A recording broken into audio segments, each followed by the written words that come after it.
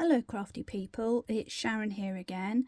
I've got a card to finish off today, so I thought I'd do a quick little video, once again, not showing how I colour the main stamp, but how I create a background using little worker stamps, and in this case it's going to be little worker bees. So this stamp is by Woodware, and if I just pull this away, I've already coloured my main image in, and I've prepared a matten layer. I've made it a bit on the long side, and I'll explain to you about that later. So I'll put that to the side. I've got a piece of white card to do my background stamping on, and I've got an A5 card which I have already matted with my brown backing card. This white card's going to go in the middle like this. So without further ado, let's start making a background. So as you can see from the original stamp set, we've got two bees here conveniently, which are facing opposite ways. So I'm going to use both of them to create a random pattern on my matte paper. So what I'm going to do is, first of all, using my little bee stamp, I'm going to stamp randomly with one and then the other down the edges of the card. But what my plan is to offset the main image so it's not directly in the middle. So what I'm going to do is stamp my bees further in on the right and a slimmer panel on the left. So as you can see, I've got quite a big acrylic block here, but I find this one quite useful because it's round and it's got a groove in the middle, which means you can get a nice hold on it. So I can place it down even with a little stamp and just press in the middle whilst holding it firm. So there's my first little bee. And the important thing to remember with this kind of thing is try not to create too many patterns. Turn your stamp so that they're facing different directions, and also put them off the edge of the page so that you've not got everything in the middle. It looks more natural if they're coming on and off of the page. So I'm not exactly sure where I'm going to place my final panel, so I'm going to just put them fairly well in.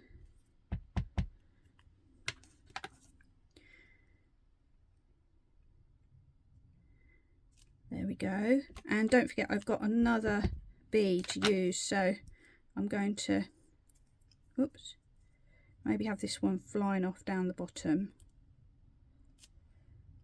Okay, so I'll just get rid of my first bee for a second, and I'm going to bring in the other bee. Exactly the same, but he's in reverse. There we go. So I'm stamping away. I think I'm not going to have them all evenly spaced out, because again, we want kind of a natural appearance.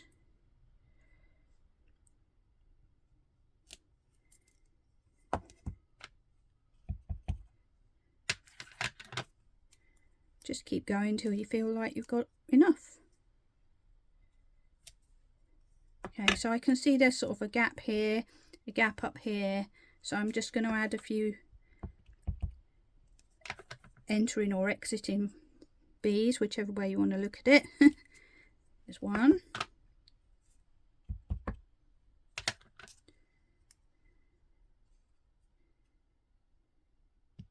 That one's just disappeared off completely.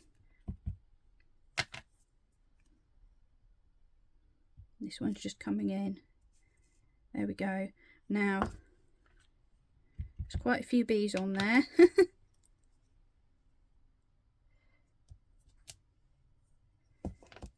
Just adding a few more just to give me some options.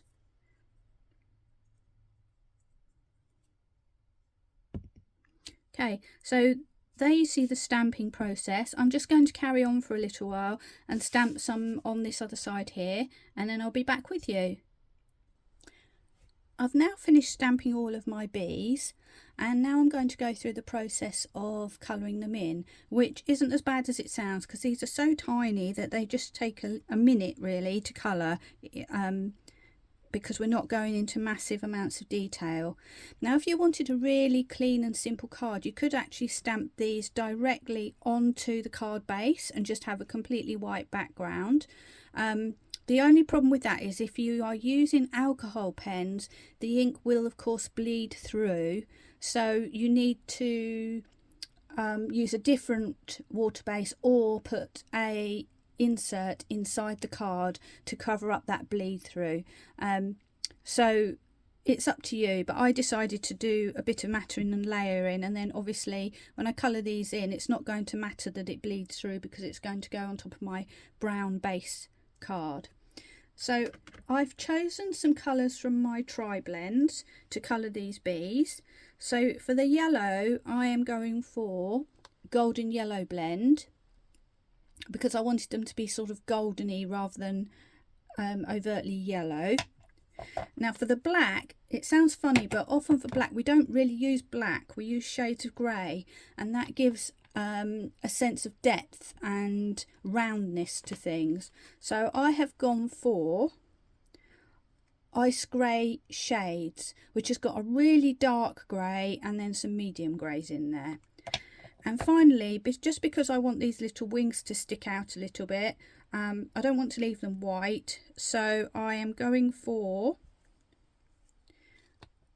aqua blue blend. There on the end there's a very pale blue, and I'm just going to use that to colour in the wings completely flat, just so that they've got a bit of something. And I might go in with a sparkle pen, a clear one, just to put a bit of sparkle on those wings. Very delicate sparkle. So we'll now get on with the colouring. First thing with the bees, you need to decide which are going to be the dark stripes and which are going to be the yellow stripes. So let me zoom in on a bee.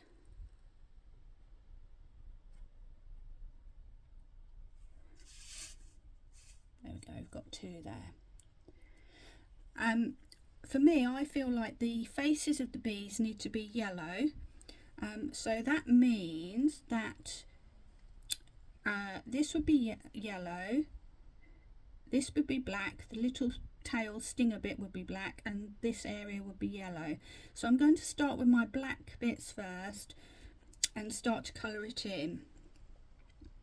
Now normally you would might apply the pale colour and then apply the dark colour over the top, but these are such tiny areas. I mean, this is my finger, so you can see how tiny these little bees are. All we need to do is do a very basic kind of blend. So I'm actually going to go in my darkest colour first, which is going to be IG9 from my ice grey shades. And all I'm going to do is just put some tiny little flicks on that stripe in the middle, and the stinger is so tiny I'm just going to colour it in completely. But what I want to do is make the body of the bee look kind of rounded. Next I'm going to go with the medium colour, which is IG8.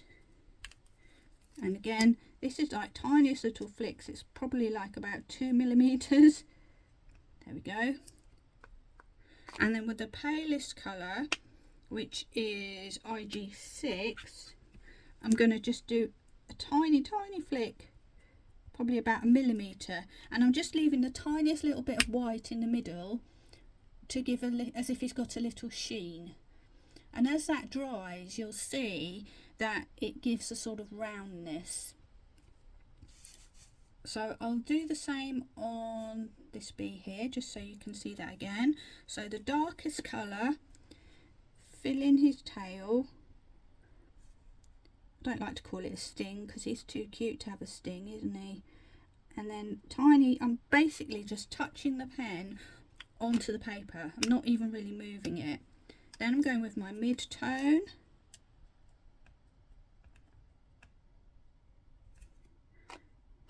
and my lightest tone, and I may not have left enough space, there we go. And I can always touch that in with a white pen and smudge it a bit if I wanted to, but bearing in mind there's probably, I don't know, 20 bees on here, I don't think anybody's going to be looking too closely at an individual bee, so you know, just do whatever makes you happy really. Right, now I'm going to go on to the yellow gold blend, and on this one I'm just testing because I can't. Yeah, I'm going to use the medium and the light, just two colours. So I'm going to do my little swipes there. I'm going to draw a little line like this because I'm imagining that the sun's shining on him from down here. Then I'm going to swap to my pale colour, which is GY2, and follow the same technique basically. So I am swiping in a little bit, and this one I'm just going to colour completely, but on the body I've left a little bit of white just so that he looks like he's got a bit of a shine on him. So once again on the bee below, swap to my medium colour, little flick, just edge the front area of his face. I'm going to fill in the face completely, then I'm going to do a couple of little flicks on that stripy area, leaving a white band just to give him a little bit of shine. And then finally for the wings, I'm going in with my aqua blue blend, the lightest colour, which is AB1, and actually it's very simple. All I'm going to do is just colour it in completely, just to give a bit of contrast and make the bee stick out a bit.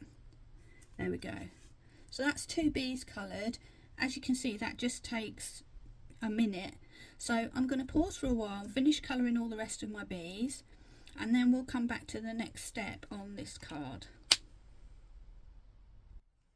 So I've now coloured in all my bees, and I've just temporarily placed this white card onto my main card just to get a feel, because I want to now look with my gnome and just see if the placement's okay and if there's anything else I want to do. So this is my gnome, and what I couldn't decide was whether to put him in a complete frame like so, or to put him edge to edge on my card so the white comes all the way to the bottom, and I think that's what I'm going to do. But you get the gist of the card that I'm creating. These look very white in the background. So what I'm going to do is I'm going to add some extra little embellishment, which is really easy to do, just to add a bit more character to that backing area. So I'll zoom in and we'll move on to that next. So I want my bees to look like they're moving around a little bit. So I'm going to add some little dots to make them look like they're flying. And this is really easy to do. I'm going to go back to my Ice Grey Shades tri-blend pen, and I'm going to go for the middle colour. And the nice thing about these is they have nice pointy nibs, so you can actually use them to create extra little embellishments. And all I'm going to do is, starting with one bee, just add a few little dots. Now I'm varying the pressure and the shape. This one's come a really long way, and just adding dots so it looks like they're all buzzing around, being all busy as bees are. And it's just a case of just be relaxed and just dot them on wherever you feel like it. Don't get too caught up in trying to create some sort of masterpiece. This one's coming from the side. So I'm not doing them all the same. They're all different shapes and sizes. And the next thing I'm going to do is go to my blue pen, and I think I will go for the mid-tone this time, which is AB2, and I'm going to add some dots just generally around just for more texture and interest.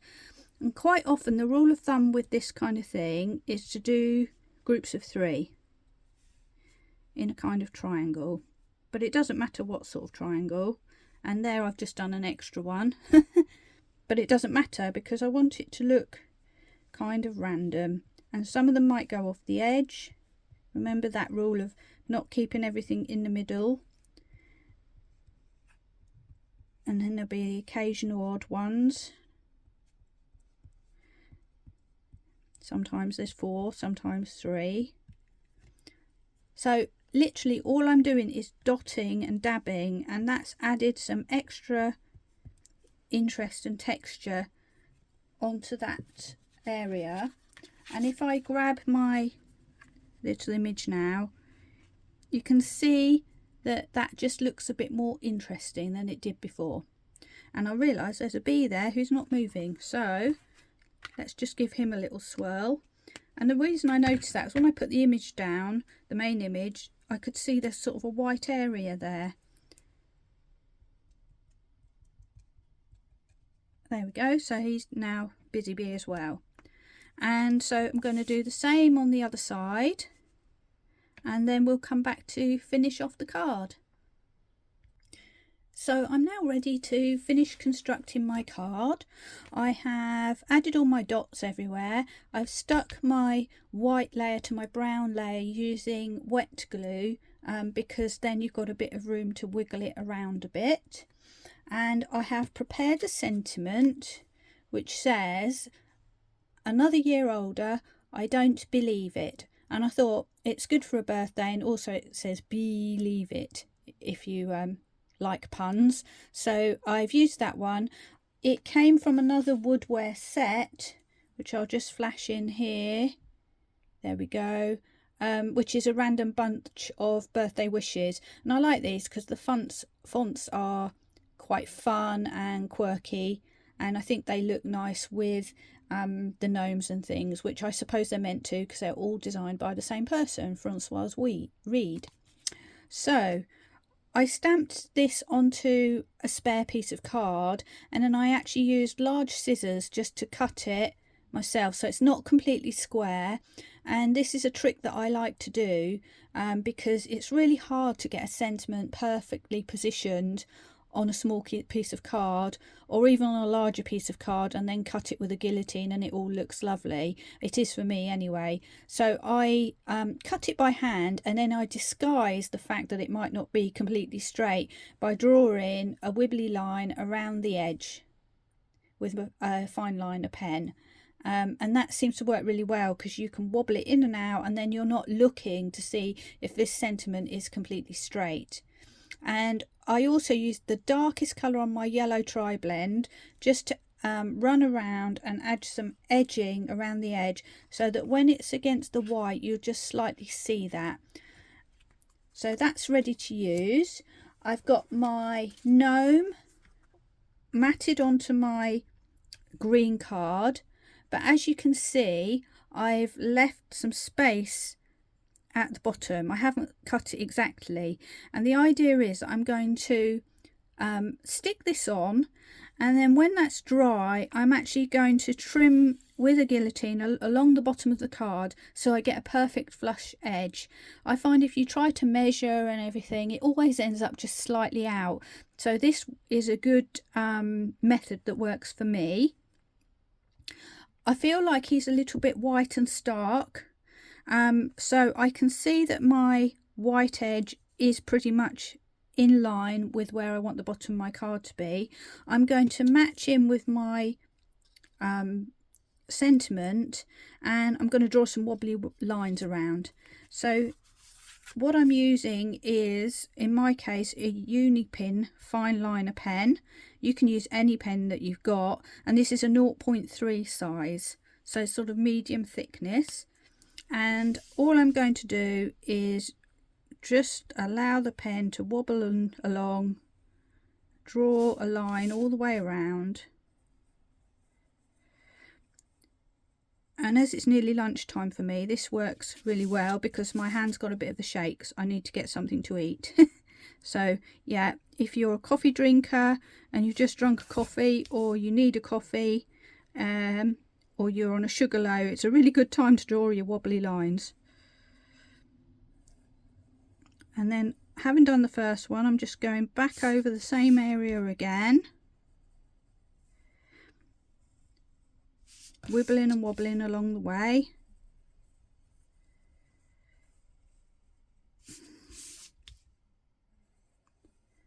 Until I get back to the beginning. There we are. So that's given him a bit of a frame. I'm now going to stick him to the main card, cut the edge off with my guillotine, and then it's just time to add my sentiment and we'll be done. I'll be back in a moment with the finished card. So here we have my final card. I've matted and layered my gnome onto my backing paper that I created, and I've added my sentiment at a jaunty angle, and now I have an A5 card complete and ready to go. However, for those of you who like a laugh, look at my fatal mistake. I stuck my backing paper on upside down, so my card opens the wrong way. A little bit frustrating, but not the end of the world. I'm sure that everybody does this from time to time. So my last quick tip is, if that happens, it doesn't matter. I'm just going to cut my card off at the bottom there and stick it onto another card base. Job done. So there we have it. One card complete with disasters, but still a nice card at the end of the day. I hope you enjoyed this session, and I look forward to sharing another video with you soon. Bye!